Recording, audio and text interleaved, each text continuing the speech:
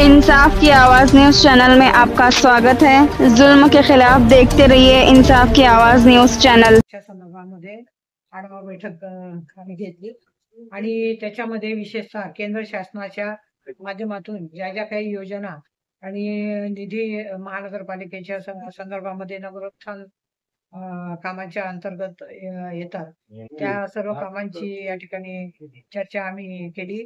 त्याच्यामध्ये अमृत योजना एक, पाणी पुरवठा योजना आणि भुयारी गटार योजना, त्याचप्रमाणे अमृत योजना 2 त्याच्यामध्ये देखील पुढील जे काही पिण्याच्या पाण्याच्या संदर्भामध्ये विविध योजना राबवण्यात येणार आहेत आणि भुयारी गटार योजनेच्या संदर्भामध्ये एसटीपी ग्रांट असते।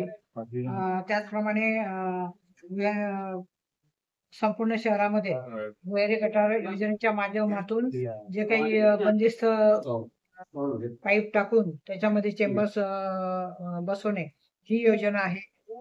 त्या संदर्भामध्ये देखील आढावा घेण्यात आला।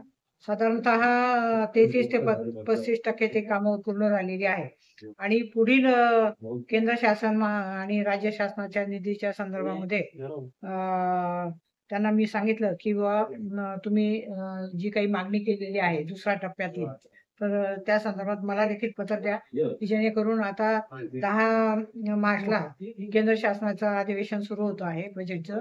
त्याच्यामध्ये मी निश्चितपणे जे संबंधित मंत्री आणि सेक्रेटरी आहेत तर त्यांच्याकडे पाठपुरावा करून लवकरात लवकर निधी या सदर कामांसाठी कसा उपलब्ध होईल त्यासाठी प्रयत्न करेल।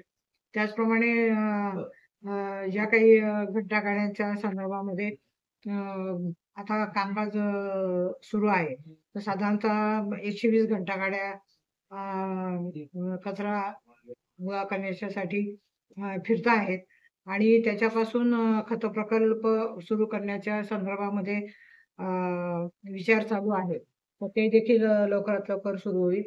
आणि शहरामध्ये वाचनालय आणि अभ्यासिका त्याच्यासाठी देखील जागा उपलब्ध करून द्यावी। त्याचप्रमाणे जे काही विविध हॉस्पिटल्स चे कामं चालू आहेत तर ते लवकरात लवकर ते कामं पूर्ण करून त्या हॉस्पिटल सुरू करण्यात यावं आणि कॅन्सर हॉस्पिटल च्या संदर्भामध्ये जागेची उपलब्धता आणि ते देखील त्यांनी पत्र दिलेलं आहे।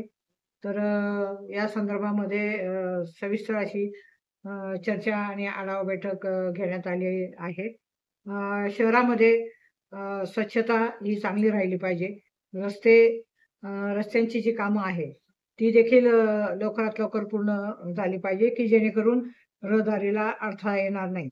आणि स्वच्छतेच्या संदर्भामध्ये मी आपल्या माध्यमातून सर्व मालेगावच्या नागरिक बंधू भगिनींना विनंती करेन की आपण देखील सहकार्य करावं।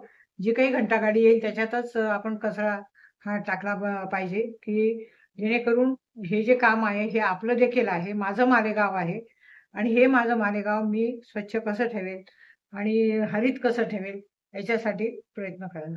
कॅन्सर हॉस्पिटलसाठी जागा कुठे उपलब्ध झाली आहे? साधारण याचा निधी कसा असेल आणि कोणत्या शासनाद्वारे असेल? नाही, केंद्र आता सुरुवातीला कसं आहे की मी केंद्र शासनाला पत्र दिलेलं आहे आणि त्या माध्यमातून जागेच्या संदर्भामध्ये आणि प्रस्ताव त्यांनी द्यायला सांगितलेला आहे आणि तो प्रस्ताव दिल्यानंतर मग त्याच्यासाठी किती बजेट तरतूद करण्यात येईल तर ते नियोजन केंद्र शासन त्यांच्या माध्यमातून होईल। तर जागेच्या संदर्भामध्ये एका जागेचा प्रस्ताव आज देण्यात आलेला आहे, तर तो वरती जाईल आणि त्या संदर्भामध्ये लवकरात लवकर हॉस्पिटलचं काम कशा पद्धतीने सुरू होईल त्यासाठी